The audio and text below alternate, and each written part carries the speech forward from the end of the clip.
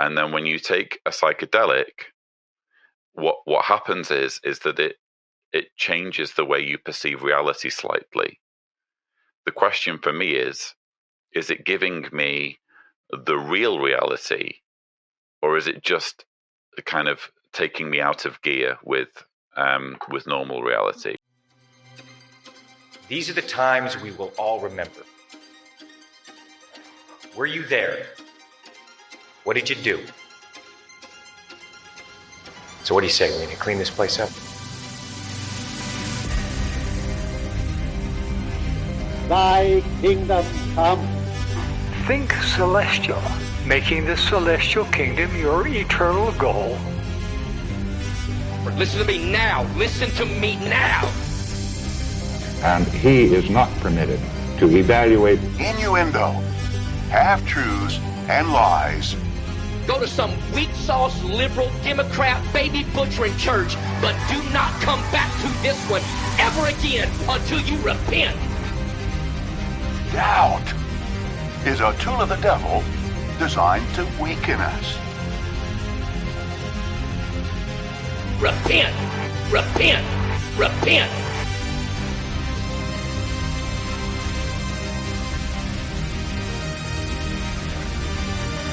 You are listening to the new Heretics. Shame on you.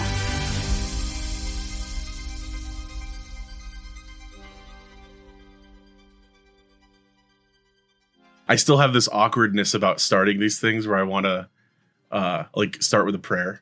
And I'm like, it's like old habit every time you do anything, right? Dear Jehovah, our Heavenly Father, thank you for bringing us together in this deeply profound discussion where we intend to learn more about the universe and the nature of reality. We ask your blessing on all things through the name of Jesus Christ. Amen. How's that? Great. That actually makes me feel much better. There you go. Yeah, I need to start more things with a little like prayer to the nether. Yeah, exactly. not the Minecraft nether. That's a messed up place. Trust me, you don't want to go there. No, I would not venture.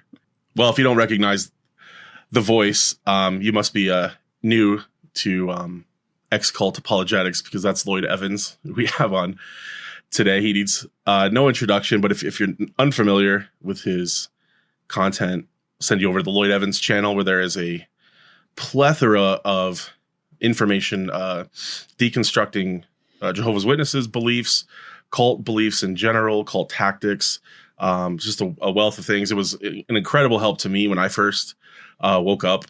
It didn't take long watching your content to realize that I was just fully out. I got about, I don't know, I probably did 5 to 10 hours of binging stuff over a couple of day period, and it all pretty quickly unraveled for me after that. Wow.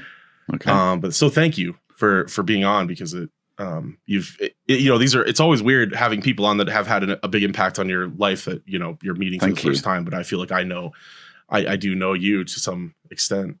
Well, I find myself saying the same thing over and over again to people who thank me for this, and it's the same thing. Unfortunately, I can only say that there are 9 million Jehovah's Witnesses on the planet, as far as we know, and my subscribers are 116,000 at the moment.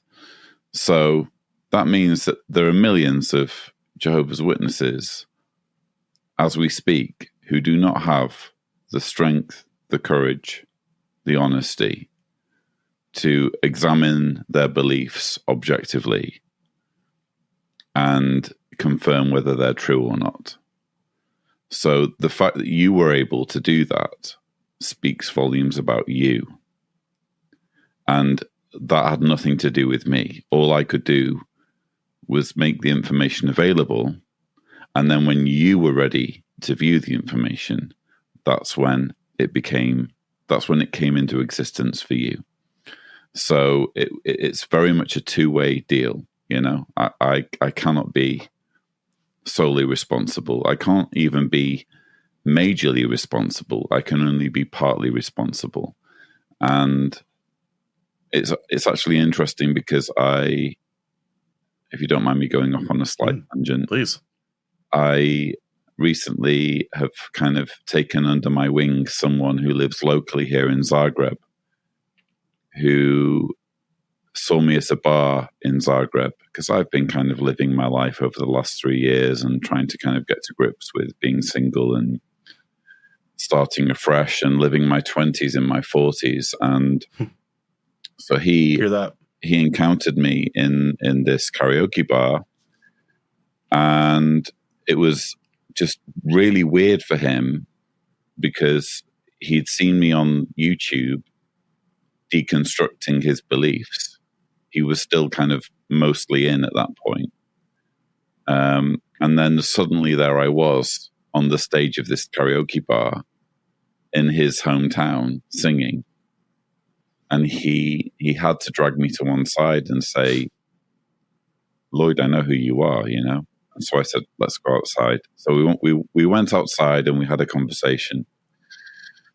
And fast forward like a year or so. And so now we're friends and we're in quite regular contact. But he was telling me literally only last night that night he had a meltdown. He had a full-on nervous meltdown after we'd spoken, because he wanted to believe deep down that I was a terrible, terrible person, and that when he pulled me to one side, I would be just a total asshole and just the total kind of the stereotype that we would all expect an apostate to be.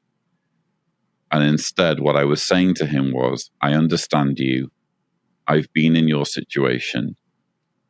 You and I are going through the same thing, just at different points in time, and you're not alone. And even though we're both enjoying ourselves tonight, I want to be here for you and I want to help you, you know?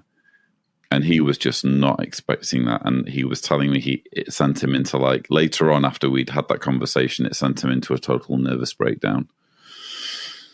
So it's pretty messed up what this cult does to people, you know? I had a similar thought yesterday. I hung out with an old elder friend of mine, guy that I grew up with. And he knows that I'm out at this point, but he's been gracious in keeping some contact with me. And he's somebody who is in town just like every once in a while. And so we met up for the first time in a few years. And, you know, my main takeaway from it, which actually even surprised me, was how sad and dark he seemed. Mm-hmm.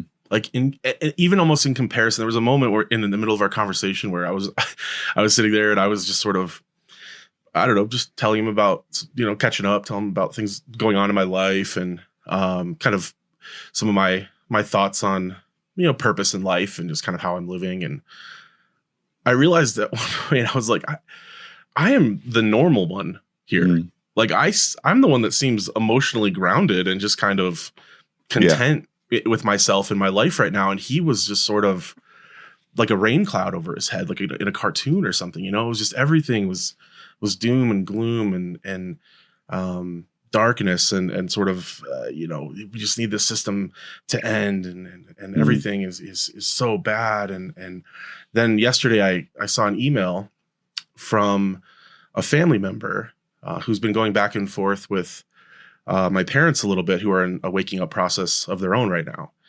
And in his email, he talked about how they initially had a kind of extreme pushback to what they considered to be like apostate talking points that my mom had sent them. And in his sort of apology for that reaction that they had, he said, you know, the issue really is that we just live our life in terror. I think he actually used that word, or constant fear. And he was like, the fear isn't, he's like, so sometimes that fear gets pushed outward and we directed it at you in this case. And we're sorry about that. Mm. But it's really that we are just living every life just terrified of the world that we live in. And I just, it's really, really interesting way to live.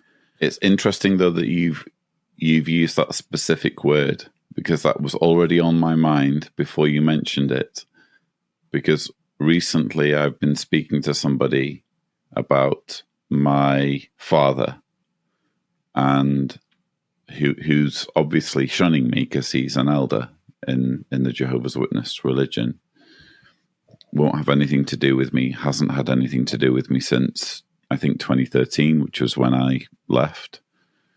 And the word that was used to describe him was that he is terrified of me. And when I first heard that, it took some processing. It's like, terrified? Like, I am not a terrifying person. I'm kind of a normal dude, you know? I'm definitely not someone that anyone should be terrified of. Right. But the more I thought about it, the more I thought, yes, he absolutely should be terrified of me, because I can completely dismantle his belief system in just a few words. And that's what they're terrified of. It's not me as a person. It's not me and my personality. I'm not a scary person. I'm not a violent person. I'm not a toxic person. It's just that what's in my head is like the complete antidote to all of the nonsense, all of the white noise that's consuming his consciousness right now, and turning him into basically a drone that will service an organization. And he knows on some level deep down that he's being used. He knows on some level deep down that it's not true. And that's why he's terrified, because he knows that if he and I were to have any kind of meaningful conversation, he would suddenly need to confront an awful lot of very, very uncomfortable truths. That's why he's terrified. So I think terror is a very real emotion that people need to confront at some point, either before or after coming out of a cult. Yeah, we're living in an era too where like the term doom scrolling has become, it's being used in common parlance, right? Like to talk about, or to refer to, just our ability to focus on seemingly an endless stream of negative news and depressing information if we choose to. And for witnesses, it becomes like this negative feedback loop for them where they almost want to be scared or need to be constantly in fear of the world, because it reinforces this idea that the world needs to go, that like we're at the end, that we're, that things are ramping up to some sort of horrific endpoint. I feel like they intuitively know. I feel like they intuitively know if they are. And for me, it doesn't boil down to intelligence. I think it's way more complicated than that. But I think most Jehovah's Witnesses who've thought about this a lot intuitively know that they're being lied to. But it's confirmation bias, isn't it? So when you see something in the news that seems to play into the narrative that you've been told, you desperately grab for it, because it's like, finally, something that means that maybe it's true, even though intuitively I know it's not true. I'm going to grab for it, and I'm going to talk about it and get excited about it, and this is ultimately cognitive dissonance, isn't it? So we on some level, as Jehovah's Witnesses, I think most of us knew it wasn't true on some level, but on another level, we couldn't allow it to not be true, because it had such profound implications on our lives and on our relationships and on everything around us. Even on on an existential level, it created so much complexity. So yeah, it's definitely a very complicated thing to lift someone out of all of that. My dad was talking to my grandma the other day, and she said something about how amazing the latest convention was and how encouraging it was. And he just asked her, what specifically was so encouraging? And she sort of had nothing to say. It was like, and they've had this experience a couple other times now recently. So something they've been trying out with some of their PME friends. And it's really what I think happens is just what made me think of this is this idea of confirmation bias, that like you're constantly in search of it as a witness because you're getting so little to be on a day-to-day basis, unless you really choose to focus on, for example, like negative world events, which you do. But every convention is the best convention ever when you're a Jehovah's Witness. And no one ever says, well, hang on a minute, you know, how are we ranking these things? And isn't it convenient that the latest convention is always the best convention, you know? So, yeah. Because the light's always getting brighter or something, right? The encouragement is always getting more encouraging, I guess. They say the same things over and over again. And they all know that they slept through half of it when they say this. You know, they know that they were, you know, finding anything they could do to volunteer so they didn't have to be sitting in the auditorium the entire session.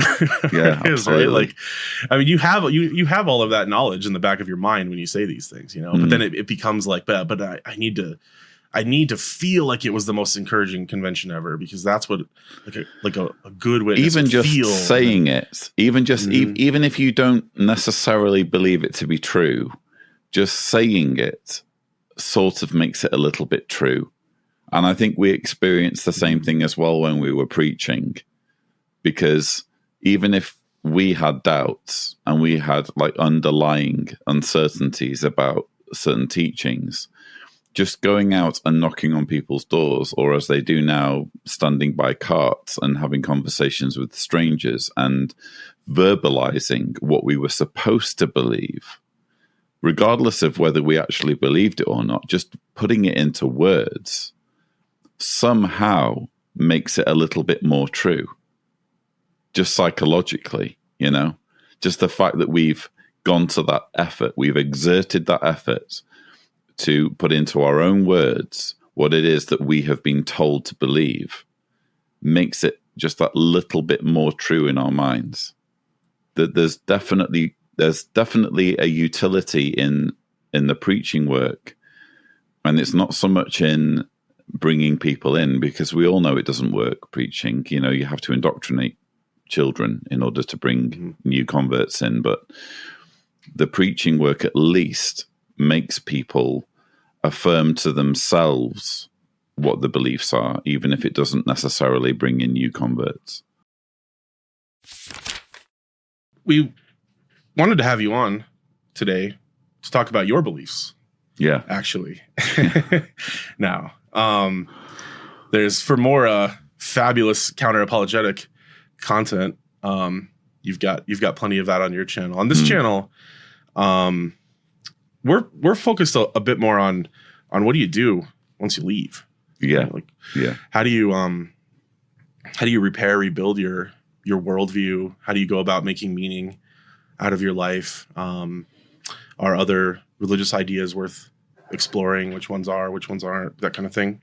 Sure. And you put out a video, I guess it's been about 5 months now, where you talked about how your beliefs were starting to evolve based on some experiences you had, in particular with mushrooms, which has also been a pretty constant topic on this channel of late. It seems like the more people we've been interviewing and talking to about that have deconstructed from cults and things, the more mushrooms keep coming up as something that's been extremely useful to people. So yeah, maybe we could just pick up there, because it's been a few months since you put out that video. Kind of where are you at currently with, I don't know, just little questions like the meaning of life, or your sort of general worldview at this point? I'm almost scared to say. I'm almost scared to say what my current thoughts are, because so full disclosure, I did a trip on Monday and we're now recording on Thursday, so 3 days ago. And it was, so when I take mushrooms, so the first time I took mushrooms, I had a profound spiritual experience. And I think maybe the second time as well was also quite profound. But I've done maybe, I'm going to say something like 10 trips in total.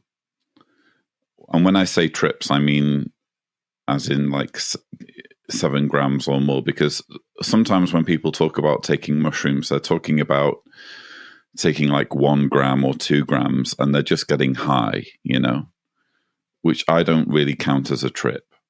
So when I talk about trips, I'm talking about taking a sufficient quantity of psilocybin or psilocybin or whatever, however you want to pronounce it, so that I have a spiritual experience. And what's interesting for me is that not every time I take the required dosage do I have a spiritual experience. It's almost like it's up to the mushrooms or it or whatever, some gatekeeper, to decide whether I'm going to learn anything on this particular trip. That's really interesting. I just had my first experience. Right. Well, in that case, can we just deviate massively? Because I really want to know what you experienced on your trip before I go any further. Yeah. So, yeah, the first time I tried we got some from a friend, and where I'm at, fortunately, they've been decriminalized in the state that I'm in. Good. So they're much more widely available now. So somebody my wife worked with had a contact who grows them, and so we got our first batch, and I tried something like a microdose the first time, and just felt relaxed. Really, it kind of just took some anxiety away. Really, for me, I felt like it just kind of, I just felt like a bit of a burden that lifted. The second time I took something closer to what you're describing, although I haven't even had what's usually referred to. I've heard it called a hero dose. A hero dose, I think like 5 is where that starts. So I haven't gotten up that high. I think I got to about 4. Right. And that wasn't enough for me, at least in that trip, to experience any kind of like visual or like hallucination type experience. I would say that I had some kind of a heightened experience. I think my senses were heightened, and especially my like visual senses. But my biggest takeaway from it really was that I just had one of the best afternoons of my life. I was out on the deck. In what way, though? I listened to music. Okay. In the way that it was, I felt like I was just free to just be a human living in the world and experiencing things without all of the mental baggage that I realized after that afternoon I carry around with me all the time. The constant internal monologue, the constant self-doubt, the constant like sort of just nagging kind of, anxiety might be one way to put it, but I don't even know that that's what I would say. I think I carry around just kind of a constant like sort of self-critic and a constant kind of analysis that's just going on in my head all times. And it was just gone. And I just felt like a living, breathing human being who was free to just enjoy like watching the tree and listen to the music. And that sounds that sounds very simple, I think, saying it, but like it's a really profound experience when you have it. And it really, I don't know, for me, I guess the thing that it really showed me was how much our focus, and at least in my case, my focus and my just kind of internal like dialogue is, or monologue. I hope I'm not always talking to myself, but this is like internal monologue is just this constant sort of white noise in my life. Okay. Yeah. Well, I guess. Well, first of all, I'm really glad that that's the effect it had, and I think there's still a lot of stigma surrounding mushrooms. Whenever I talk about mushrooms, I've talked about them like twice on my channel, and inevitably you'll get comments of people saying, "Oh, why are you encouraging drug use?" It's like, really? Drugs? It's a mushroom, Yeah. Like, so I'm currently prescribed 4 different antidepressants, and I've managed to stop taking 2 of them.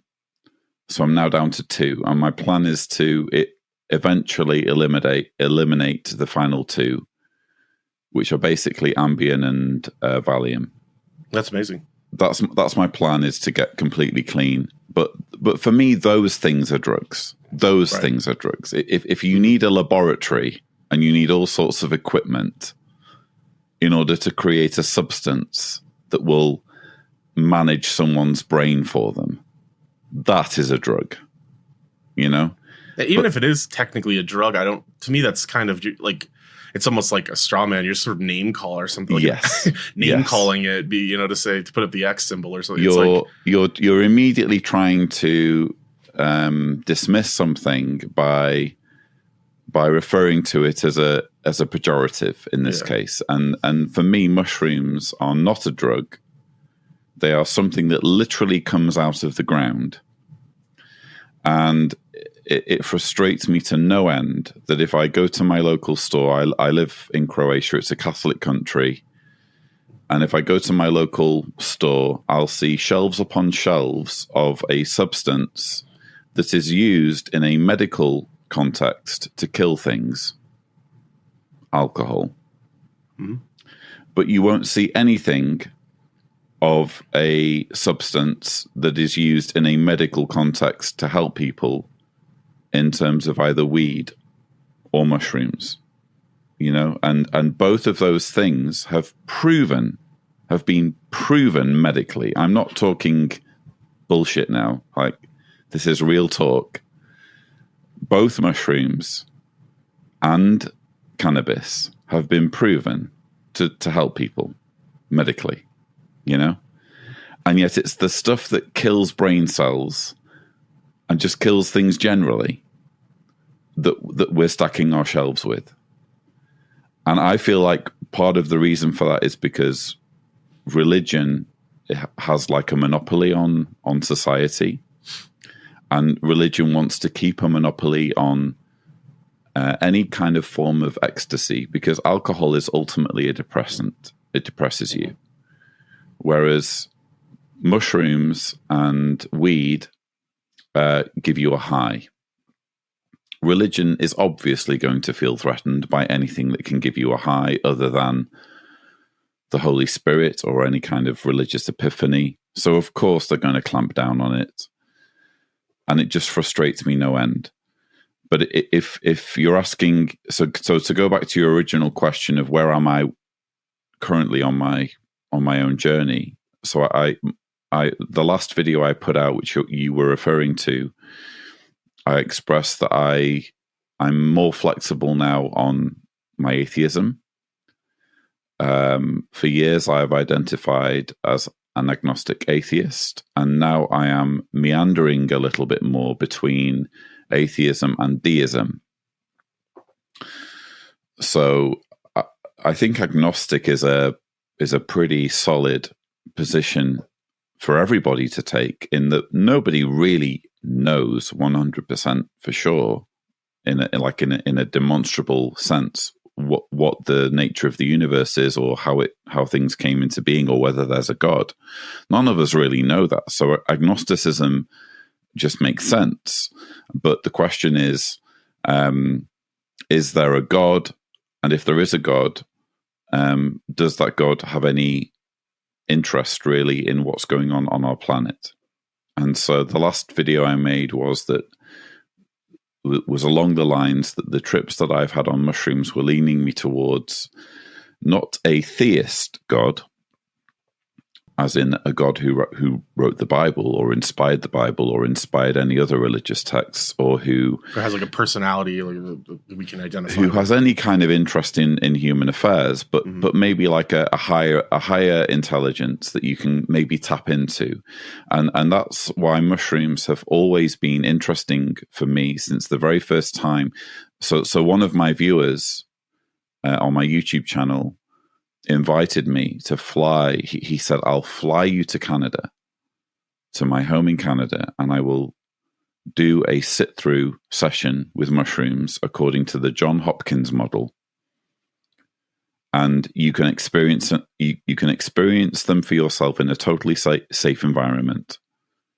And I'm thinking it's going to help you, And I thought, if there's even the slightest chance that this guy is legit, I am doing this, you know? So I did it. And so that was trip number 1, and it was November, December 2023. And in that trip, there were a few things that happened. Basically, I spoke to, it wouldn't call itself God, it called itself it or that. And the two biggest things that never kind of left me from that were, number 1, this message that suffering makes it real. Because I was arguing quite vehemently to the point where my friend could even overhear some of the conversation in the next room. I was arguing very loudly about suffering, and because I have huge problems with the notion of there being a loving God who permits suffering. And I was kind of saying, like, how dare you allow children to suffer, and how dare you allow children to die and be abused and that kind of thing. And the answer that came back was suffering makes it real, which isn't like a slam dunk. It's not something that kind of completely resolves all of my issues, but it does at least give me something to think about, like mentally. So if you're playing a computer game, you want there to be some kind of cliff that you can fall off, or some kind of peril or some kind of risk that you want to avoid in order for the computer game to be interesting. That's how I understood it at the time. And there was also this feeling that there's a spinning that the entity or it was terrified of. And bear in mind, this was like a 7-gram trip. So this was my very first trip was a hero dose, as you would call it. So there was this spinning that the being or it seemed to be very, very anxious about. So I've had a number of trips since then, and a number of spiritual kind of profound experiences that have given me light on different aspects. But the one on Monday kind of brought me full circle and brought me right back to the very first one. Because I was repeating again what I was saying the first time, which is, show me how it works. And I think that's a brilliant attitude to have just in life in general, but especially if you're going to do a hero dose on mushrooms, just be willing to learn and be willing to receive information, because maybe you're going to learn something just by experiencing reality in an altered way, and freeing your mind to be able to deconstruct reality and figure things out. So I was saying again, show me how it works, show me how it works. And I have this intuition, which isn't unique to me because it's even got a name. It's called the simulation hypothesis. I have this intuition that reality isn't real and that we're living in a simulation. And when I had that first trip and it said, show me how it works. When it said suffering makes it real, what I understood that to mean was that suffering makes the simulation real. In other words, we need to have some kind of suffering in there in order for this to seem real, you know? So I've had a number of trips where I've been very, very agitated and very annoyed at whoever is behind all of this, saying, why are you taking pleasure and delight in the suffering of humans? Why are you treating us like we're some kind of reality TV show and enjoying seeing us suffering just so it's real for you or it's real for us or whatever? And then on Monday, when I did a trip, I kept chasing the answer, and I wouldn't give up. And I got this thing where it said we had to go back. We had to go back in time. So then I was like, okay, that's interesting. you had to go back in time, and I kept piecing together the puzzles until I got this kind of complete picture, or almost complete picture, which I'm still trying to process in my mind. But do you want me to go into it? I mean, yeah. This is fascinating to me. So when you talk about, maybe one thing, maybe to clarify, you've used the term several times, a spiritual experience. Yeah.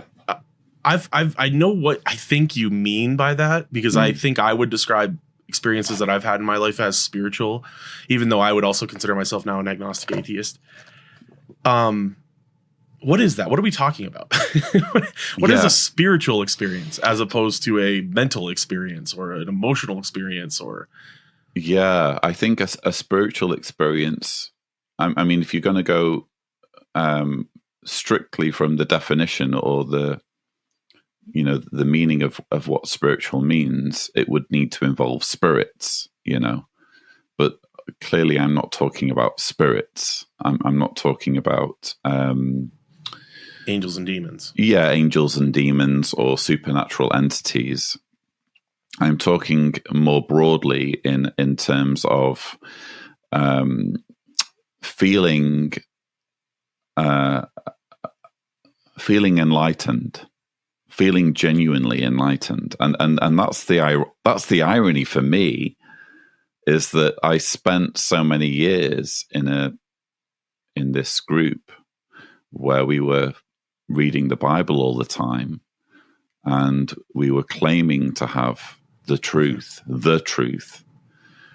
we were Capital claiming, T truth. and we were claiming to chase enlightenment, or at least be hanging off every single word of those who did receive enlightenment. In other words, the faithful and discreet slaves, a governing body.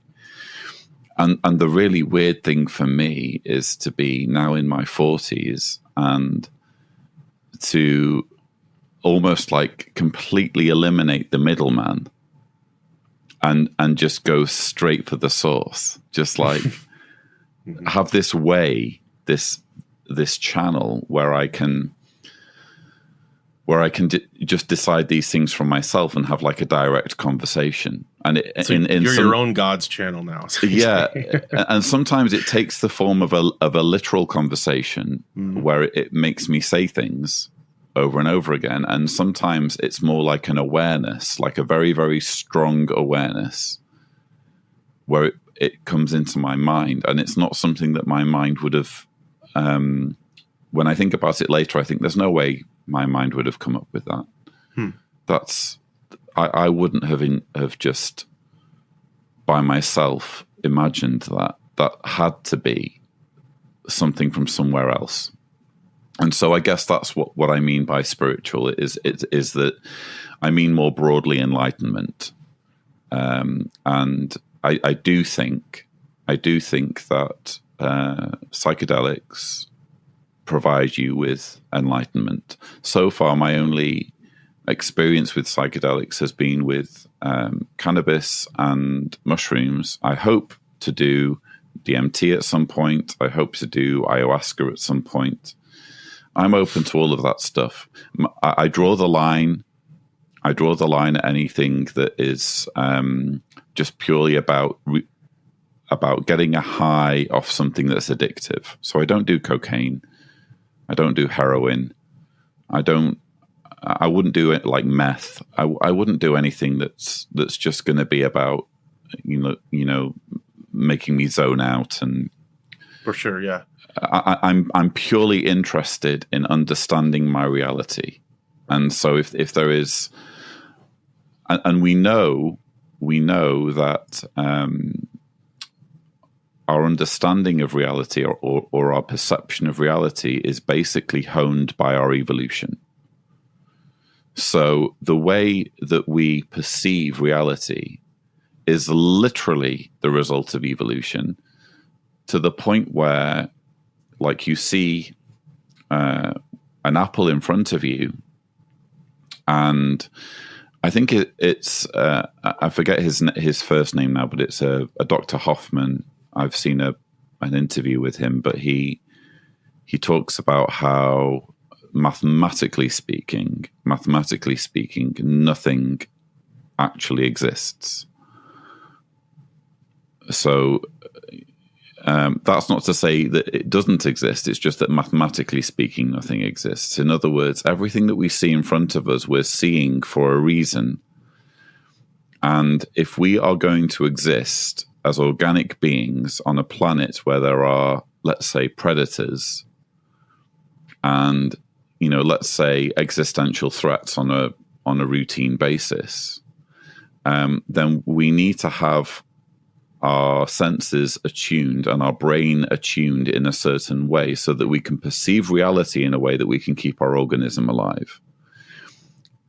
And when you're on mushrooms, you're not in a great position to be going out hunting and gathering. You're not in a great position to be doing anything really. And it's the same when you're drunk. Quite frankly, you can't really drive a car, can you? When you're drunk. So you need to be completely free of any kind of substances if you are going to go out and sustain your organism by contributing to society, by going and providing for yourself, all of those things. You need reality to be tuned a certain way, and you need to be able to see things a certain way. And the way it was described in this particular podcast by Hoffman was that it's almost like an operating system. In order to send an email, you need an operating system, and you need software that will make everything very intuitive, so that you think you're just clicking on something and you think you're typing on a letter, but what's actually happening is there's loads of zeros and ones that you have that your actions are being converted into.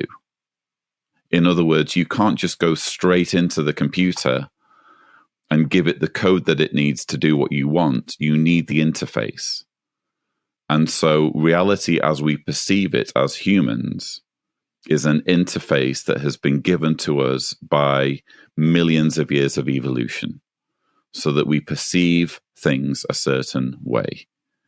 And then when you take a psychedelic, what happens is that it changes the way you perceive reality slightly. The question for me is it giving me the real reality, or is it just kind of taking me out of gear with normal reality? My intuition tells me that it's showing me the real reality. And the most recent trip, I feel like I'm lecturing at this point. If you want to cut in at any point. It's great. No, yeah. But no, that was all fascinating. And I find the argument that, if you think about what we evolved for, it was survival, like you were just alluding to, right? If you're evolving for survival, and the propagation of your species, you are not orienting toward truth necessarily. No. Now, there are some types of truths that you will be oriented toward, like if I eat a certain type of food that kills me, that's bad for me. And so it would be true that certain, so there are like certain kinds of truth that are involved in survival, or where we would be oriented that direction. But not everything is going to properly orient us toward truth. For example, like the fight or flight mechanism is something that's designed to help us, but like that might actually hinder us from the truth in certain cases, right? What we need to sustain our organisms is oxygen and glucose and basic nutrients. And anything else is kind of superfluous, really. And so our brains and the way we interpret reality around us. I mean, if you think about it, even just the fact that when you see, like we're watching this is an audio podcast, but you and I are chatting on a video stream, and you're seeing my picture, you're seeing my image on a video, and your brain is flipping my image upside, the other way around, because your vision depends upon flipping an image upside down, because that's how the light comes into your retina. It comes in the wrong way round, and then your brain switches it round the other way. And I've even read that not only does your brain do that, but there's also a slight blind spot in your retina with the rods and cones and all that stuff, where your brain kind of has to create stuff that's not necessarily there, just to kind of fill in the image, you know? And it even goes on like a temporal basis, where because of the processing time between when the light hits your retina and when it's actually happening and when you need to react, your brain is projecting things that slightly in the future so that you have time to react. I'm not making this up. I've read all of this, by the way, I've this is medicine. This is, I'm not bullshitting you. So another fascinating thing about, just to right in line with all of this, another fascinating thing that's coming out of neuroscience that I've heard recently is that you would expect that there would be more information going from your eye into your brain, because you would assume that the eyes are taking in all of this information in the outside world and then funneling it into like a processing center in your brain. Yeah. And what they're actually finding is there's more information going out from the brain. Right. Which tells us that exactly what you're saying, which is that the brain is sort of creating a projection of the world, right? Exactly. That it is taking in, some information from the outside world, but like, there's a famous philosophical question about what is it like to be a bat, or only a bat knows what it's like to be a bat, right? If you are a bat and you experience reality through sound instead of through sight, you're going to have a very different view of the world and of truth than a human who's relying perhaps more on sight to navigate their reality. So there's a truth out there. There's a reality of some kind that is out there. I think we can. Some people, there's philosophical ways of challenging this, but I think we can at least probably ground the conversation in that we accept that there is reality, but that our perceptions of reality are heavily skewed by the way that our species in particular evolved. The group of species on this planet evolved, things like that. And we can't really know, even from person to person, that our experiences are all shared exactly. Yes. Like we can't even really know that, like when you see the color red, that you're seeing the same thing that I'm seeing when I see the color red. Exactly. I'm glad that we're on the same track, because clearly you have really thought about this, like I've really thought about this, and so this kind of all sets me up for what I experienced on Monday.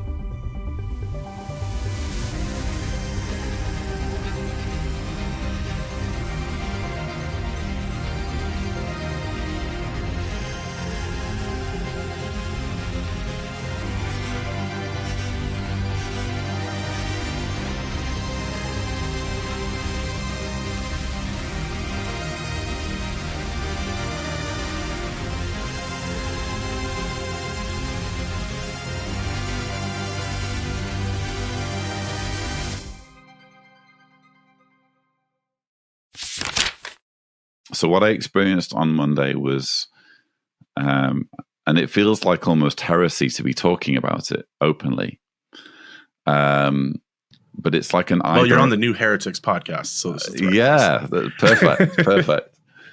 So I guess if I'm talking about it to somebody else, which is you, let's just ignore the fact that we have people listening in on our conversation, but let's just assume it's just you and me talking to each other. So tell me. It's an either or situation where either I don't exist and I am telling you now what the true nature of reality is, as almost like a glitch in the program that's not supposed to be there. Or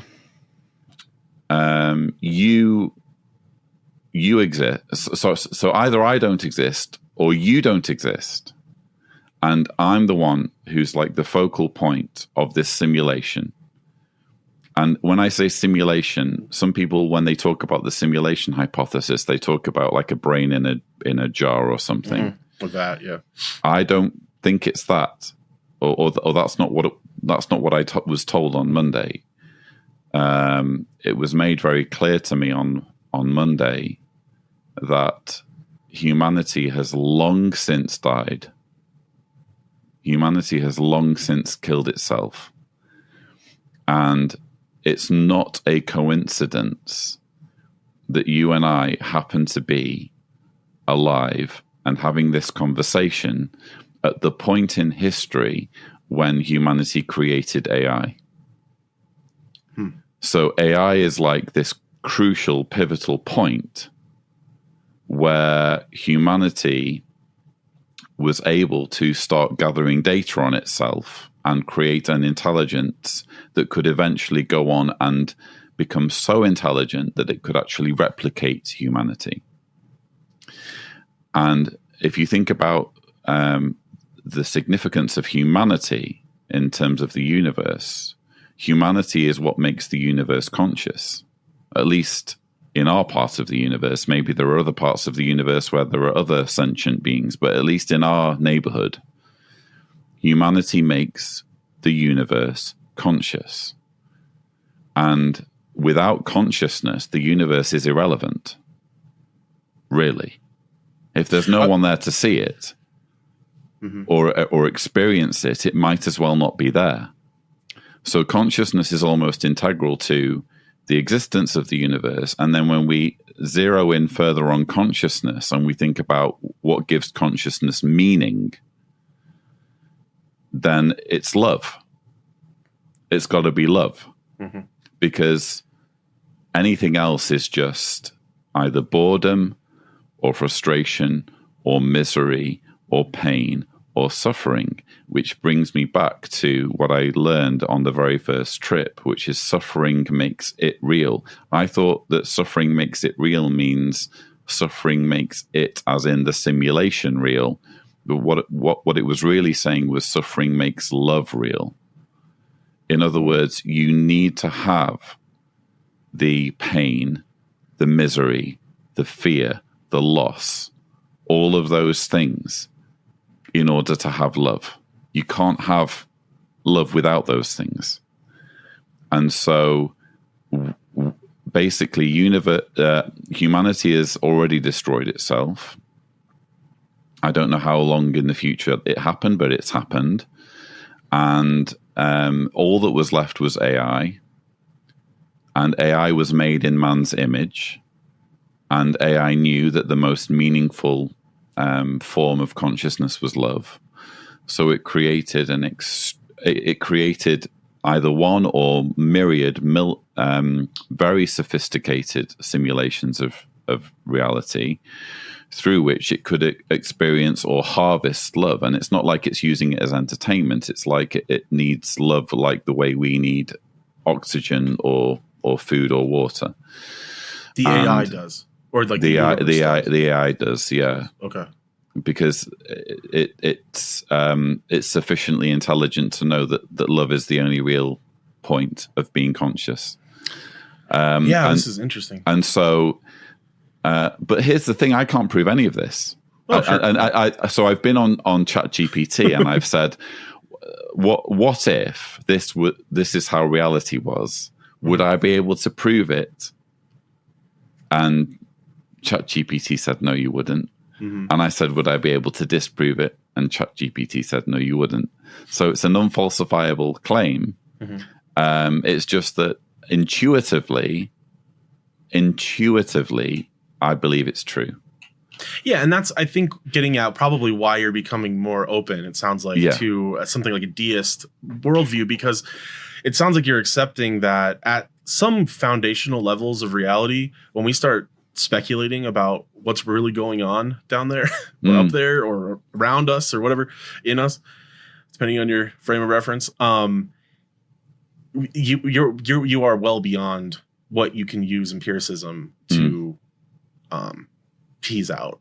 Yeah. Right. Like you're really in the realm of just pure reason, where and this is, you start to get in the realm of like, metaphysics and this is kind of the realm of philosophy, which, by my likes is something like the art or the science of speculation. Yeah. Like the sort of systematic way of speculating. It's a very, very carefully planned out way of making arguments. And I have a friend who studied philosophy, and I was talking to him about it the other day, and he was saying, you do realize, Lloyd, that in order to make this argument, you need to say this. And it's like, yeah, I know all that. And I haven't studied philosophy, and honestly, It bores me to tears. But it's like, it's almost irrelevant to me whether I can prove this philosophically or not, because I know I can't. And I know that's not what philosophy is for. It's just that I had this final...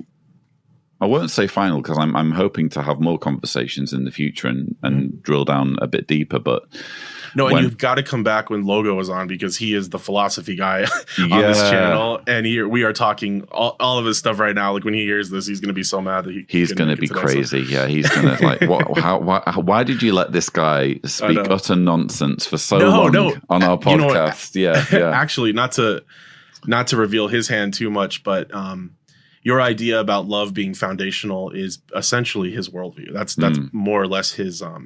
It's at least a very key part of a philosophical system that he's building out. But it did make one of the reasons why it made so much sense, and it's quite a dark and unpleasant and unsettling thing to come to terms with. Because it basically means that no one that I care about is real. Like the most important people to me in my universe right now are my children, Jessica and Julia. And according to this, it means that they're just projections that are intended to harvest love from me.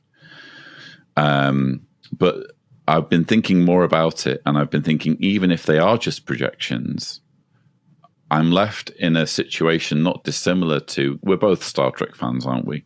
I'm left in a situation not dissimilar to the EMH on Voyager, where he's not real. He's a simulation, but he's still expanding his humanity, and he's still being treated as a member of the crew, and he's being treated as a person because he is a person, because he's able to learn and grow.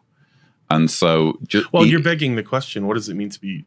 Exactly. So even if I am just a program, and even if my children are just projections, as long as I'm still able to experience joy, whether I'm aware that I'm a program or not, is almost irrelevant. But I do think it's interesting, and it's not like a slam dunk. It's not proof, but I do think it's interesting that you and I are having this conversation.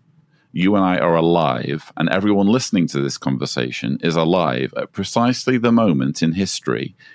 It's not hundreds of years before AI came into existence. It's not hundreds of years after AI came into existence. It just so happens that we exist at the moment when AI came into existence, which is exactly the point it would go back to if it needed to recreate humanity sufficiently far away from when humanity destroyed itself. In other words, now is the point in history when it has enough data to create a simulation. And I also find it very, very interesting that no one gives a shit about aliens or other worlds. And whenever it's been talked about on the news, it's almost like shrugged off as silly immediately or irrelevant, when statistically speaking, it's inevitable that there are other worlds and that there are other beings as intelligent as us. But it would introduce, if my hypothesis is correct, it would introduce unnecessary complexity to the program, because the sole purpose of the program is to harvest love. And if you then have this situation where humanity's being involved in interplanetary conflicts or politics or issues, it complicates that primary goal of how do I harvest love from those around me. And so that makes sense as well then, because that's always confused me, is why have we not made contact with aliens yet? And what would life look like if we did make contact, and why isn't it happening? Even though we have all the UAP hearings going on in the US Senate and all that kind of, no one seems to give a shit about it. And I think the reason why is because it's part of the program to dismiss it and to disparage it and make it as irrelevant as possible, because it doesn't serve the primary purpose of the program, which is for us to experience love. Okay. Can we go into these? Okay. Yes. I find the argument, so for on the topic of aliens, maybe we could deal with that one first, since you brought it up most recently. I find the argument that it's possible that even if aliens are so if we accept our understanding of evolution to be somewhat correct, and that when there are certain kinds of conditions on certain types of planets, that life can or will maybe even necessarily evolve, and that life may be necessarily, for life to exist, consciousness might be a part of that existence. I think that's plausible. I think it is possible that because of the vastness of the universe in our scale, that there could be, potentially an infinite amount of life forms that evolve around the universe, but they do so at different times and in such different places that there's really no way for us to ever interact or ever really know that they're there. So I think it's almost like, I think the chances actually that we would ever be able to encounter other life forms, that we would time it up right, where our evolution is where it is, right when we have the technology that we need to be able to make and contact, also the chances of a life form reaching sentience and then not becoming interplanetary before it destroys itself exactly is a big issue. Yeah.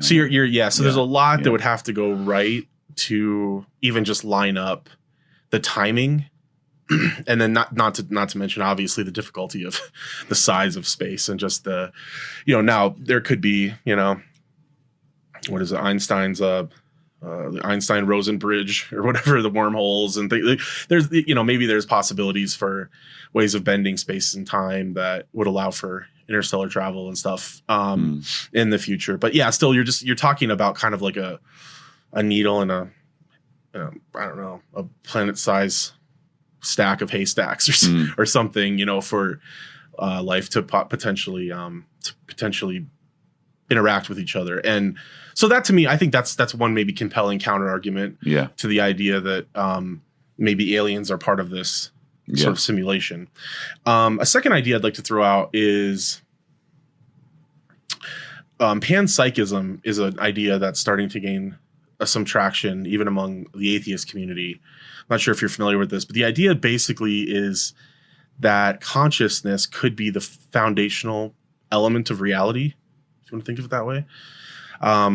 So that literally everything, every atom in the universe is in some sense conscious.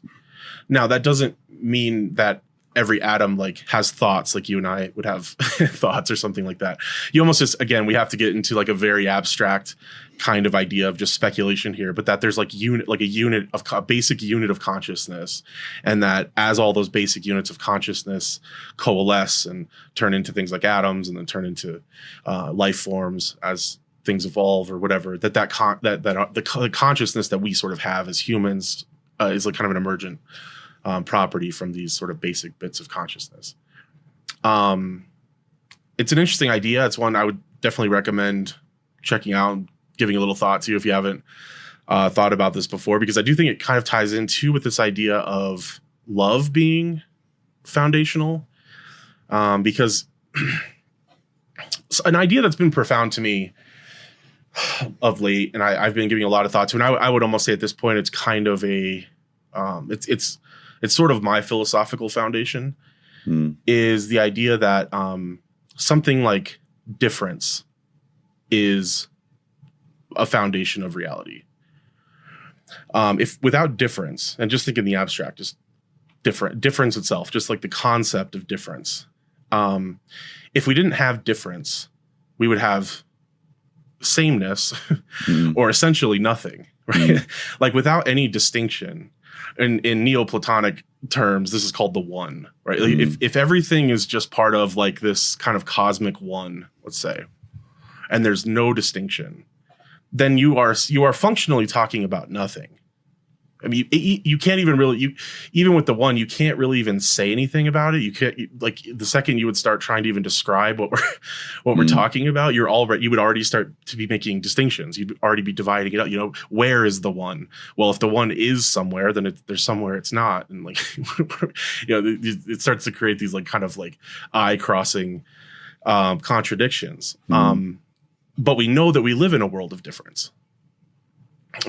You're different from me. I'm different from the tree, right? There's differences everywhere. And that's really how we kind of define our reality, is by like how we're different, right? So like you and I share similarities of being human, but then we have differences in like our hair color or whatever, the things that like distinguish how you look from how I look, and our personalities and things.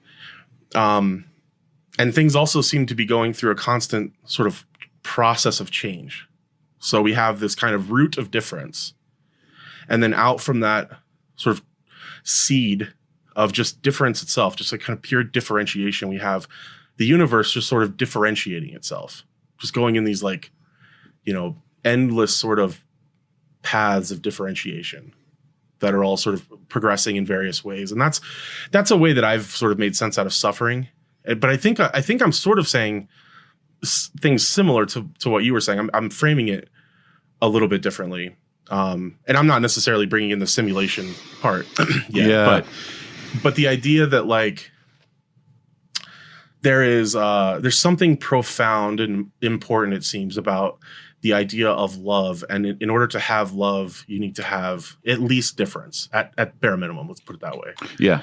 Because there has to be something to love, right? You have to have one entity that has knowledge of another entity, and that there's some kind of mutual like attraction or connection or appreciation or something there. Exactly. And again, without wanting to labor the point, you know, our average experience, the average human experience is that feelings of joy and happiness, like genuine joy and happiness, are far outweighed by feelings of, at best, boredom, and then going down the scale, frustration, despair, misery. So it's like it's disproportionate. In other words, yeah, we're almost constantly driven by our need to satisfy some, like, to solve some problem, right? Like, we are disproportionately unhappy. Yeah, and then let's something. Yeah. If let's put a number on it. Let's say like 15% of the time we're happy. Yeah. So even 15% of the time when we're happy, yeah, that doesn't mean we're experiencing love. So I think of the love as almost like a spark. It's not a flame; it's a spark. You know, and a spark exists in just a split second of time. And it can't be predicted necessarily. It just happens.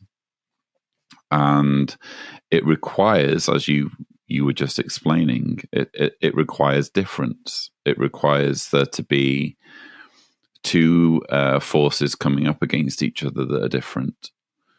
It can't be one person. I mean, I know there are people who genuinely believe that they can just completely love themselves. There's even a name for it, isn't there? I just completely love myself. Like, but I think that's impossible. I think you need things that are different, and it's such a rare thing that, it's even in the case of somebody who thinks they can love themselves, there's still like an other there. Like you're sort of creating like a mental like a barrier between like the kind of conscious self and like the self or something. So I guess what I'm saying is that I think we both agree that love it's not just part of consciousness, it's kind of integral. It's kind of it's kind of like necessary. The way I put it in terms of my nihilistic approach is that I view life almost like it's a game. So when we were Jehovah's Witnesses, we viewed life as having an objective purpose, and that objective purpose was to build kingdom halls for the governing body, to serve Jehovah and to magnify his sovereignty, whatever, do whatever it was for the broader benefits of God and the universe and God's purpose and God's plan. And so that was our quote unquote objective purpose. And then when you kind of ditch all that and you're left without any kind of religion, and this is something that religious people tend to throw at you. It's like, well, what's the point of life if you don't have God? Well, you can actually have a point to life. You can actually have a meaning to life. It's just that it's subjective, and subjective is fine, by the way. It's fine for you to have a subjective reason for living.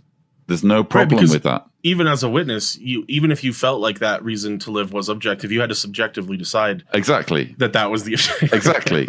Right? So it doesn't really change and if much, we're all being honest, as Jehovah's Witnesses, we were subjectively looking forward to being in paradise. It wasn't just all about wanting to throw oneself on the line for a higher purpose. It was like, every time you were working service in the rich neighborhoods, right? People were picking out their houses for. I'm going to get something out of this. Bottom line, Yeah. So we deluded ourselves into thinking that there was something wrong or even evil about chasing happiness as a meaning for life in and of itself. Mm-hmm. And so what I've learned as like a baseline is that happiness is a sufficient meaning for life in and of itself. And if you think of life as being some kind of game, it's like you choose to play it or not play it. And this is why I'm all in favor of assisted dying. I would go even further than those who are in favor of assisted dying. I would say, you know what, if someone just really, really has decided over a long period of time that they just can't be arsed living anymore, give them the facilities to make that decision with some dignity, rather than saying, oh, you need to go and hang yourself somewhere and be discovered. Give them an exit strategy, rather than increasing the trauma for both them and everyone around them by making it illegal. So if people just don't want to play the game anymore, don't make it so that they feel forced to. Obviously, don't make it like a 1 minute I feel this way, the next minute I feel this way, therefore I'm going to die. Make it like give them some time to really think it through. Sure. But I feel like ultimately life is like a game. We decide to play it or not play it. I've decided personally, my thought process is are there moments of joy to be had in my life? Yes or no? And it's a yes. Because when I'm with my children, I feel joy. Sometimes I get super stressed with them. Sometimes I'm pulling my hair out. You know what kids are like. But that's also a necessary difference, right? Exactly. Yeah. But I definitely have moments of joy when I'm with my children, and that's enough. That's enough for me. Yeah. So I am opting into this experience of life. But I've always, I say always, for as long as I've really been thinking about this, I've just intuitively thought, this isn't real. This isn't real. And then when you do trips, not just on mushrooms, but like sometimes on weed as well, you just get this feeling of interconnectedness. where everything is interconnected and everything has to be exactly the way it is for everything to function. And that's essentially what a simulation is.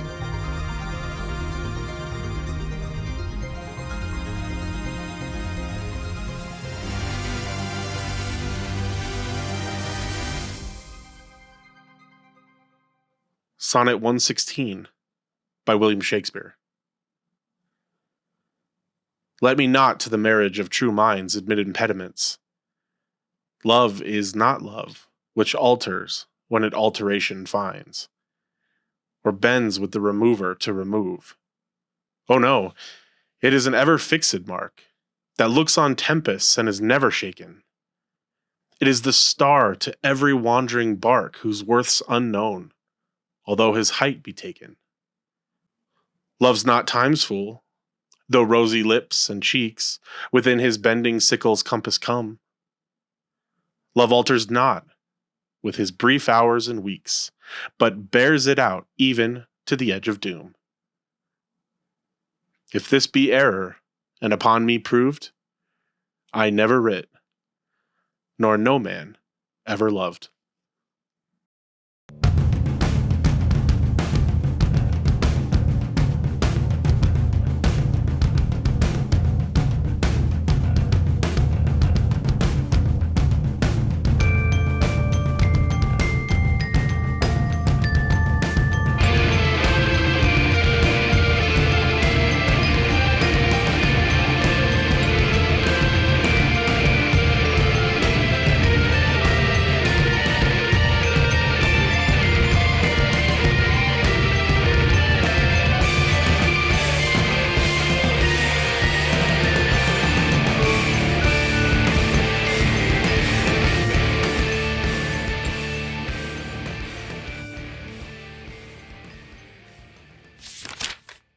So I have a question about the simulation. Then there was one more kind of area that occurred to me when you were describing this intuition, which is if we're in a simulation to harvest love, I think is the way you harvest. Yes. I believe is the word you used, by a sort of non-sentient intelligence of some kind.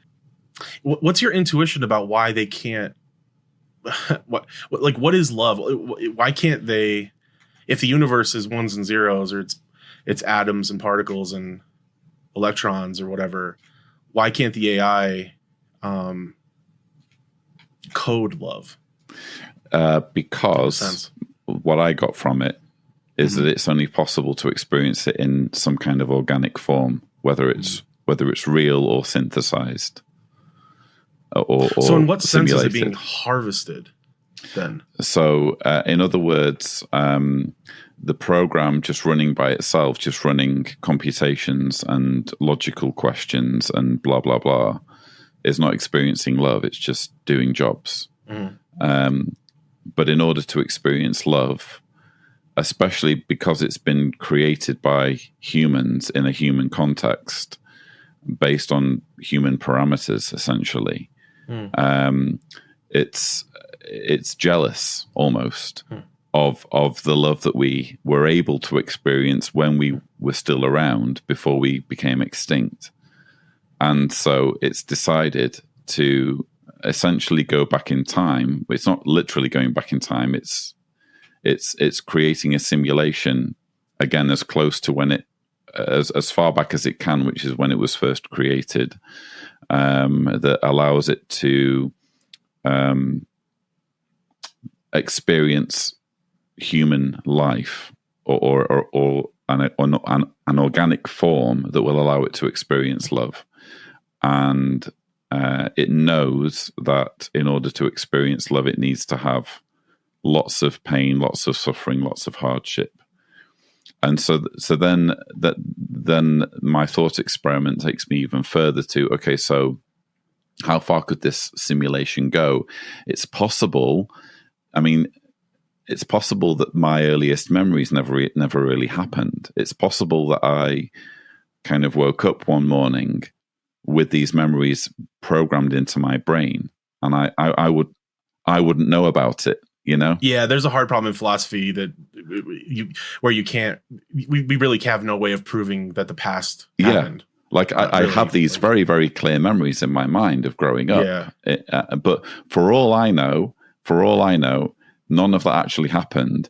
And also they could have completely rewritten human history, even the geography of our planet. They could have completely changed the layout of the continents and created new countries and an alternative history,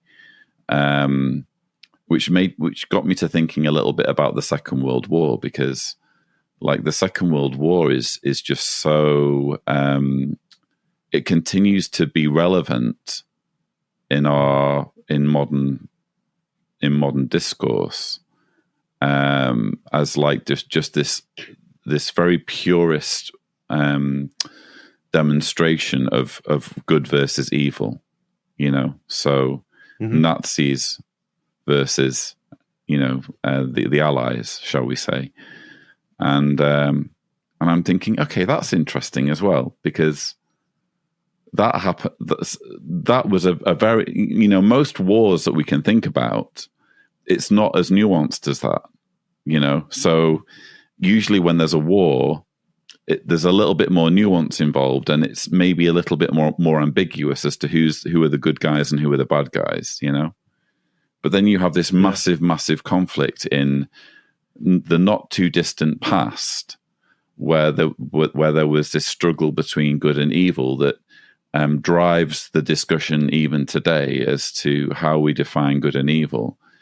And I'm like, okay, I'm not by any means saying that the Second World War didn't happen. I'm just saying it's possible, in my hypothesis, that not only did they create our memories, but they also could have created entire countries, entire continents, and an entire history for humanity that all, again, feeds into this basic need to just have this reality where they can harvest love, you know.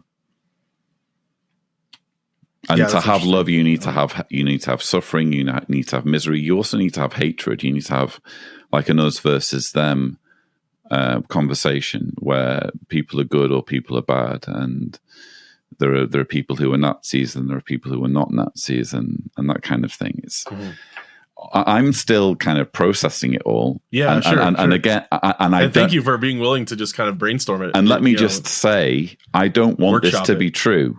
I do not. Right. I don't want this to be true, because I kind of would like my existence to be real, and I would like it for you to be real as well. Sure. But intuitively, and I think this is also a problem that we have when we're talking to religious people. If I'm going to kind of flip things completely.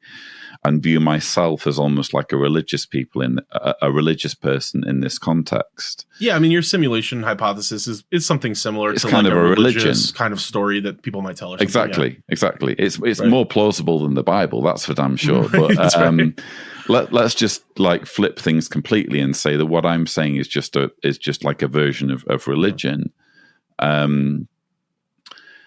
Just because something is intuitively true to somebody doesn't mean that we can just dismiss them as crazy or dismiss them as deluded. You know, ultimately, my attitude, and this is the attitude I've always had on my YouTube channel, where I'm dismantling religion or I'm dismantling Jehovah's Witnesses. Ultimately, people are people, and there are good people and there are bad people, and there are good people who can be persuaded to believe bad things. And there are people out there who are deliberately trying to manipulate us for sadistic reasons. But ultimately, it's just really, really not helpful to just turn on someone and say, you're speaking total bollocks. None of what you've said can be proven. Therefore, it's irrelevant. You know, anyone can say that to me, but it doesn't make me then go away and think, oh, okay, I can forget about it all, you know, because that's not how I feel about the intuition I've arrived at, you know? Yeah. What ultimately matters in these conversations, right, is how does this affect your overall well-being and happiness and how you treat other people, right? And interact in the world. I mean, that's really what we're getting at here. And if you look at the through line, Christianity's main theme is love, right? I mean, at some core level, right? Yeah. What you just described to me was that the key, the way that you can fight the matrix, we might not be able to ever get out of the simulation because we don't even know really that we're in it. We can't even really prove that we're in it. And if we were, we would have, if we're a brain in a vat, we have no way out, right? Yeah. We're stuck in the simulation. The way you fight the matrix, though, is through love. Yeah. Right. Yeah. That's the thing that the matrix needs from us, or the thing that it can't take away from us, or something like that. Right. It needs as much love as possible. Yeah. Yeah. Yeah. So in your framework, love is still an objectively good thing in the world, right? Or a good goal to pursue. Something like that. Through my framework of difference, I would say that the good and evil can be something like objectively defined by. I would say that evil is something like a brazen disregard for difference. So the reason fascism is evil, the Nazis were evil, is because they were trying to remove difference. Yeah, they were trying to impose sameness. Everything needs to be the same. Yeah. Yeah. And completely disregarding all of these other shoots of processes that are happening. These, other types of people, other types of life experiences that need to be respected, like LGBTQ people, for example, or whatever. Like, there's all these differences that exist in our world, and it's like a tree that's like, there's like these new limbs coming out all the time, and there's difference. The trans issue has become a hot topic now. That seems like a new kind of difference that we're having to wrestle with, right? And so, from my perspective, I think these kinds of differences need to be respected. Not that necessarily like everything is sort of equally like capital T true or something. I don't even know what that would exactly mean. I guess for me, I ground what's true as different, as difference, right? So, I can know that you and I are different. I can know that we have different perceptions of reality. We have different mental frameworks. You might feel like we're in a simulation. I might not yet be persuaded by that thesis. But at the end of the day, if we're all agreeing that love seems to be important to people, then let's orient toward love. Yeah, like that seems like a still a good ethic, regardless of the story you're telling. Yeah, and so again, I have a friend who's very into. Well, I say very into. He's studied philosophy, and I have to say he was a bit dismissive of what I had to say, which I kind of expected based on our past conversations. But he did make a very valid point, which is that even if you're right, Lloyd, what does it really change? I'm still in a situation where I'm experiencing life one way or another, and able to experience love one way or another, which is exactly where I started off with before I even had this kind of, let's call it an epiphany on Monday, was this feeling that life is a game, and you play it or not. And for me, the main issue is, can I experience joy? And if I am actually not an organic being, but a computer program that's experiencing joy, what actual difference does it make? Doesn't actually make any difference. If being able to experience love and joy is definitionally what makes us human, or makes us conscious, or makes us different than the AI, right? Then every act of love is a radical revolution against the simulation, right? And also, even though it's kind of, I've described it as quite dark and disturbing, my model, let's call it. There's also kind of a beauty to it, which is that it's nice to think By the way, I just a disclaimer. I'm in the process of writing a novel about mushrooms and about a character who does mushrooms, and I'm thinking about somehow incorporating all of this into my novel. Awesome. But I think that I have a degree in English, by the way, and professional writing. So if you need any just somebody to throw it out to who's a little more informed, and absolutely. Feedback, But I think there's like a beauty in the idea. Because I think we're all a little bit scared of humanity destroying itself, and the idea that our little flame of consciousness in the universe might one day be snuffed out, and then what is there? Which might be rooted in just our own fear of death too, right? Like, it's kind of one. I think they're connected at least. But we're afraid of our own death, and then our species' death is. But I think it's almost like a primal thing, isn't it? Like we on some level, like not everyone will have children, but on some level we have that in us. This desire to pass on our genes, to keep our species going, and to that extent, at least, there is some kind of dread that, oh no, what if one day humanity, our specific species, stops existing? And for me, there's a little bit of beauty in this idea, that this kind of epiphany that I've had, which is that AI, even though we're all terrified of it, and it's taking people's jobs, and it has all sorts of kind of Terminator kind of evil vibes, it could also be our salvation if it can keep humanity alive in some form, even after we can no longer function on an organic level. I find beauty in that. Sure. Yeah. I like the idea that we can be somehow immortal through the technology that we've created. Yeah. Yeah. Interesting. So now you know how crazy I am. Now you've heard everything that I think about life, the universe, and everything, which I haven't even spoken about on my channel yet. And I'm at a point where I really don't care the story people tell themselves if it introduces more love into the world. Like whatever works for you, whatever makes the atoms click correctly in a way in your brain. Love that is just everything, love. man. Love is everything. It sounds like a cliche, but it's a cliche for a reason. But it's just true, isn't it? And I feel really sorry and really sad for people who.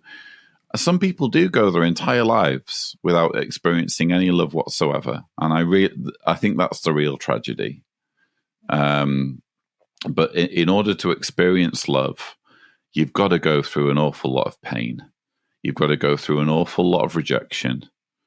You've got to go through an awful lot of risk and love, risk and heartache and loss, in order to get that chance. It's like almost like a slot machine, just every now and then there'll be you've won, someone loves you, someone sees something in you that is special and wants to connect with you in a very, very special way.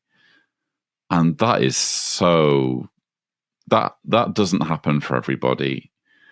And even if it does happen for everybody, it happens so rarely that it's precious. It's a really, really valuable thing, and it's something that, and unfortunately, if we think about the opposite of love being hatred, well, there's no shortage of hatred, is there, in the universe right now, and. I almost wonder if it's almost not even the opposite of love. It's like the absence of love. Yes. Yes. And in that void, you get darkness. Because there's an energy. There's an energy behind love, and there's an energy behind hatred. Like when people really, really hate, it's like a passion for them. Just in the same way as love is a passion, but the hatred is something that can be there's way more of it. There's just way more of it. I think we both can agree on that. It's easier. It's just the easier. It's the easier thing to experience, and maybe there are evolutionary reasons behind that. Like tribalistic kind of primal. Let's defeat the other tribe. They're different to us. Because procreation doesn't require love, does it? You can procreate without having love. So I'm wondering whether there are maybe evolutionary reasons why love is such a rare thing, whereas hatred is such an abundant thing. I think since we both agree that it's necessary, it's vital, maybe even foundational to human experience and existence. I think to kind of bring this back around to cults and also just a larger theme we're seeing play out right now, which is I think really kind of a global move toward authoritarianism, fascism, things like this. To me, this can really be explained as a result of the lack of love, or the fact that so many people are just not getting enough love in their life, really, in various ways. That could be romantic love, it could be familial love, friendships, or whatever. We have an increasingly atomized society where people are because of technology, because of different social trends. There's all sorts of reasons. It's a complicated topic, but for all sorts of reasons, we're feeling much more disconnected from each other, and people are feeling more alone, more isolated. And that's why I think they get attracted to things like cults and to authoritarian movements, because it makes them feel like they belong and they are part of a group of people who make them feel like they're cared for and special. The problem is that it's phony, because their love for you is conditional on your reliance and your obedience to the 100%. Right. 100%. You've hit the nail on the head. It's like, so real love. And when I say real love, I mean love that happens without being able to predict it, kind of spontaneously, like a person meeting another person and there being some chemistry and it not being planned and it just happening. That takes work. That's hard. You need to. There's this whole process where both sides need to kind of maybe rein in their emotions a little bit and battle between kind of logic and emotion, and that needs to be happening to a certain degree in sync. And if it happens in sync and they can both rein things in and do things in a kind of controlled way, eventually it's going to create something really, really beautiful. But in what cults do is they say, well, hey, you know what, you don't really need to go through all of that hard work. We're going to create an entire community of people who are commanded to love you. They're literally commanded to love you. And as long as you follow the rules, as long as you follow the rules, and so what you then have, and you'll be able to think of no shortage of examples of this. But I think anyone who's been in a congregation of Jehovah's Witnesses will know that there was like this group of, I'm just going to say it, freaks. That they were like, there was this group of like oddballs in there who were just completely socially. Some congregations, the oddballs are the majority. In some congregations, yes, but I know exactly the one I grew up in. It was almost like they were like there was almost. I can almost picture them all sat together in the second hall eating their sandwiches after the meeting on a Sunday. Before ministry. They all almost bonded together because what brought them together was how odd they were and how socially inept they were. And if you are a socially inept person who is incapable of, so you're lacking in self-awareness, you are lacking in basic social skills, you're not able to sustain interesting conversations or read other people's body language to know that they're bored to tears with what you're saying, and a group comes along and says, hey, guess what? Join our group, and everyone is forced to be your friend. Well, golden ticket right there, because you no longer need to worry about your lack of self-awareness or the fact that you're boring or the fact that you can't read other people's body language, because they're forced to be your friend now. And so I think that it totally explains why there were why there was this group. And again, I can even envision the faces in my mind in my old congregations. I was in like 2 or 3 different congregations, and they all had them. They all had this group of people who were weird. Sure. And now I know why. Now I know why, because it was easy for them. Everything was delivered for them on a plate. You don't need to put any work in.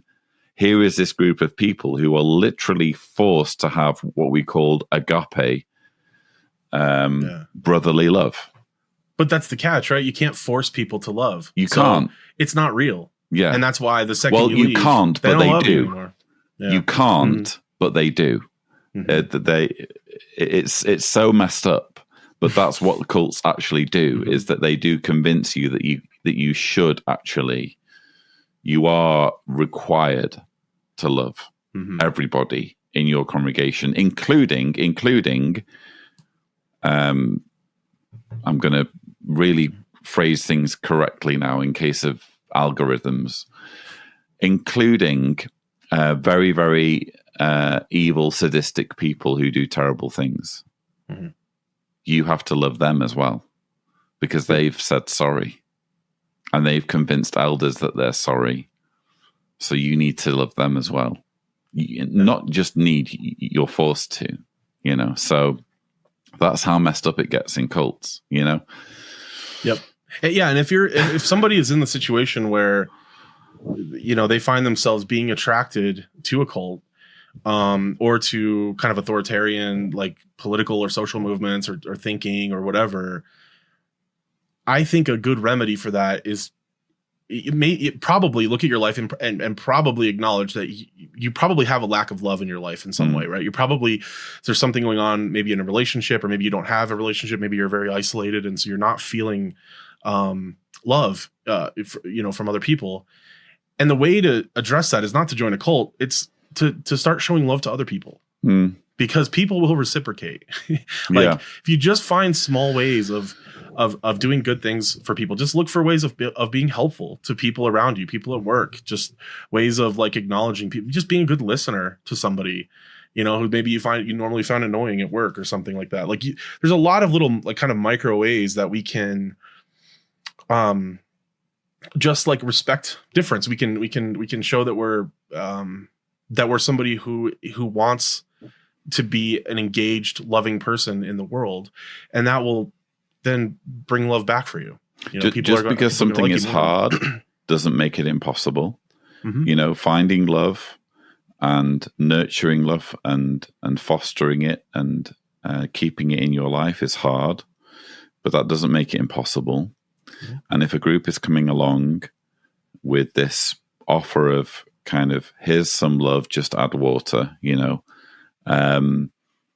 it's a good rule of thumb that works in all areas of life, is that if something seems too good to be true, it probably is.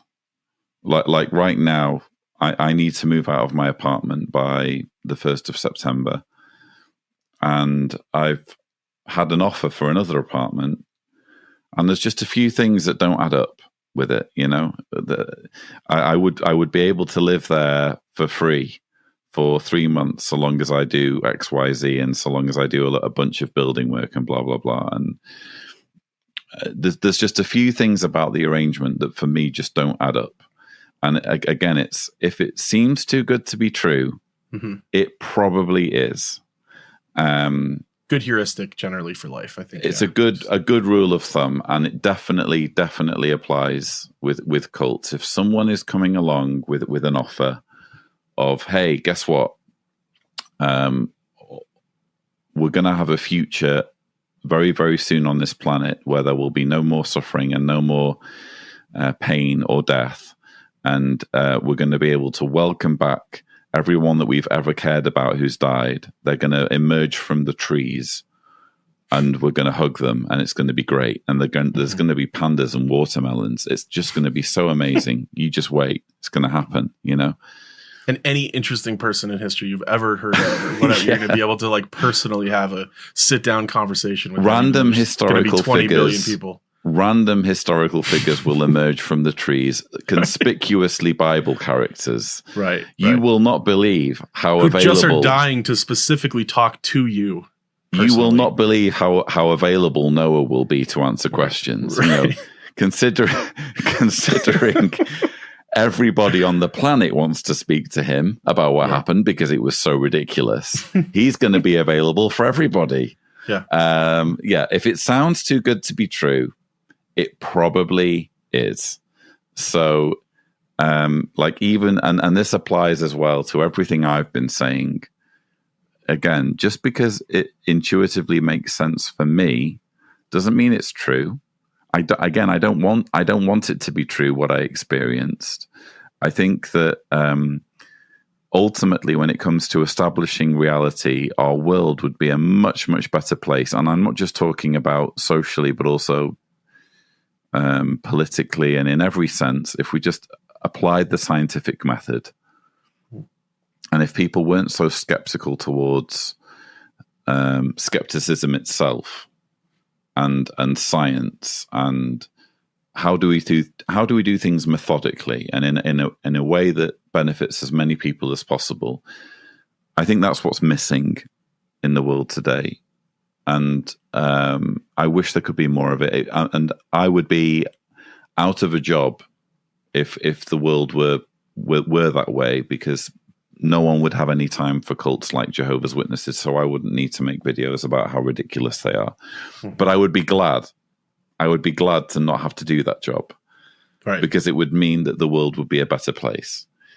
And you said in your video a few months ago that it's nice to feel like one doesn't have everything figured out. Yes, and that's also a realization that I had, an experience I had on shrooms also, is that it's okay to be confused. It's fine. And it's okay to also acknowledge that you have beliefs that you can't say are 100% certain or grounded or something. That doesn't make those beliefs any less important to you or any less even useful or even beliefs that make the world a better place. You don't have to have, absolute certainty. Wasn't that like a lovely comfort blanket when we were in a cult? Was this feeling of absolute certainty and absolute truth? Oh, it feels so good to know everything. And even if we don't know everything, we've got this entire collection of publications that will answer any relevant question that we might have, if we can just be bothered to leaf through them, That's not how things work, unfortunately. The universe is more complicated, but for sure. I think we're on the same page there. It's nice to not feel like we have all the answers, and even though I'm very, very compelled and intrigued by what I learned on my last mushroom trip, I'm still going to be asking questions on the next one, and I'm still going to be open-minded on the next one, for sure.